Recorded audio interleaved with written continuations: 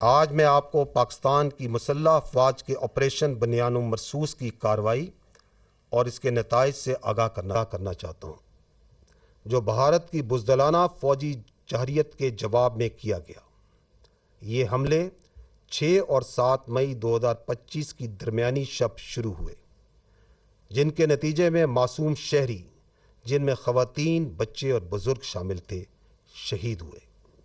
پاکستان نے بھارتی جارحیت اور ہمارے شہریوں کے بےرحمانہ قتل پر انصاف اور انتقام کا وعدہ کیا تھا۔ الحمدللہ پاکستان کی مسلح افواج نے یہ وعدہ پورا کیا۔ میں سب سے پہلے رب ذوالجلال کا شکر ادا کرتا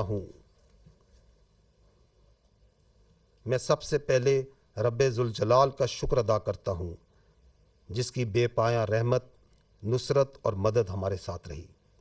اللہ تعالیٰ نے مومنوں کو حکم دیا ہے کہ جب ان پر ظلم ہو تو وہ جواب دیں۔ ہم اللہ کے حضور سجدہ ریز ہوتے ہیں کہ اس نے ہمیں اپنی عزم کو فیصلہ کن عمل میں ڈھالنے کی توفیق عطا فرمائی۔ ہمارے دل اور دعائیں ان شہداء کے خاندانوں کے ساتھ ہیں جنہوں نے اپنی جانیں مادر وطن پر قربان کر دیں۔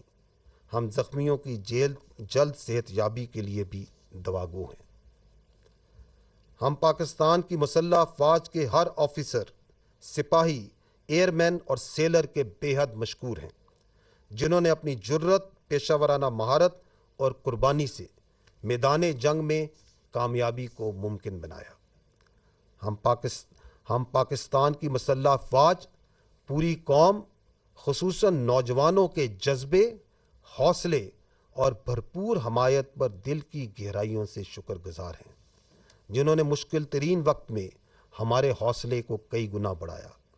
ہم پاکستان کے ان نوجوانوں کے بھی مقروض ہیں جو سائبر اور انفارمیشن کے محاذ پر صف اول کے سپاہی بنے۔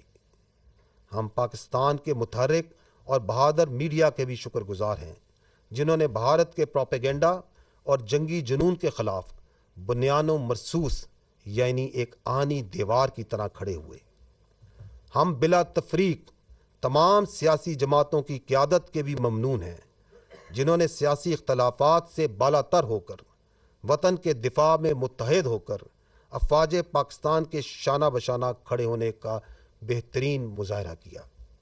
مسلح افواج بالخصوص پاکستان کے وزیر اعظم اور ان کی کابینہ کی قائدانہ صلاحیتوں اور جرأت مندانہ فیصلوں کی بھی قدردان ہیں، جنہوں نے ملک کو اس نازک موڑ پر درست سمت میں رہنمائی فراہم کی۔ خواتین و حضرات، اب میں آپ کو آپریشن بنیان مرصوص کی تفصیلات سے آگاہ کروں گا۔ پاکستان کا جواب ایک نصابی نمونہ تھا، جس میں تینوں افواج کی مکمل ہم آہنگی کے ساتھ حقیقی وقت پر صورتحال کی آگاہی، نیٹ ورک سینٹرک وارفیئر اور ملٹی ڈومین آپریشنز کی مکمل صلاحیت بروئے کار لائی گئی۔ زمین، فضا، سمندر اور سائبر سپیس میں مکمل ہم آہنگی سے اہم اہداف کو تباہ کیا گیا۔ پاکستان فوج کے F-1 اور F-2 دور مار کرنے والے میزائل، پاک فضائیہ کے جدید پریسائز مینیشن، طویل فاصلے تک مار کرنے والے لوئٹرنگ ایمونیشن اور جدید پریسائز آرٹلری کے ذریعے بھارت کے 26 اہم فوجی اہداف کو نشانہ بنایا گیا۔ وہ تنصیبات جو پاکستانی شہریوں کو نشانہ بنانے کے لیے استعمال ہوئیں، اور وہ تنصیبات جو پاکستان میں دہشت گردی کو فروغ دینے میں استعمال ہوتی ہیں، اور ان تنصیبات کو نہ صرف بھارتی غیر قانونی زیر تسلط جموں و کشمیر میں بلکہ بھارت کے اندر بھی نشانہ بنایا گیا۔ نشانہ بنانے والے فضائی اور ہوائی اڈوں میں ایئر فورس اور ایویشن بیسز سورت گڑھ، سرسا، بھج، نالیا، آدم پور، بھٹنڈا، برنالہ، ہلواڑہ، اونتی پورہ، سری نگر، جموں، ادھم پور، مامون، امبالہ اور پٹھان کوٹ شامل تھے۔ بیاس اور نگروٹا میں موجود براموس میزائل کے ذخائر جو پاکستانی شہریوں پر حملوں میں استعمال ہوئے، ان کو تباہ کیا گیا۔ S-400 ایئر ڈیفنس سسٹم کو پاک فضائیہ نے بوجھ اور آدم پور میں نشانہ بنایا۔ اڑی میں فیلڈ سپلائی ڈیپو اور پونچھ میں ریڈار سٹیشن جیسے لاجسٹک اور سپورٹ مراکز کو بھی نشانہ بنایا گیا۔ KG ٹاپ اور نوشہرہ میں موجود 10 بریگیڈ اور 80 بریگیڈ کی کمانڈ تنصیبات کو بھی تباہ کیا گیا۔ یہ وہ تنصیبات ہیں جہاں سے بلا اشتعال فائرنگ کر کے معصوم بچوں اور عورتوں کو نشانہ بنایا گیا۔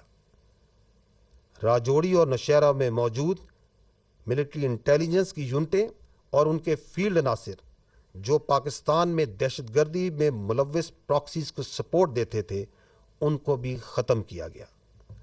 لائن آف کنٹرول کے پار وہ تمام آرٹلری، لاجسٹک اور پوسٹیں جو آزاد جموں اینڈ کشمیر میں سولینز پر فائرنگ کرتی تھیں، ان پر شدید اور مسلسل جوابی کارروائی کی گئی، یہاں تک کہ انہوں نے سفید جھنڈے اٹھا لیے۔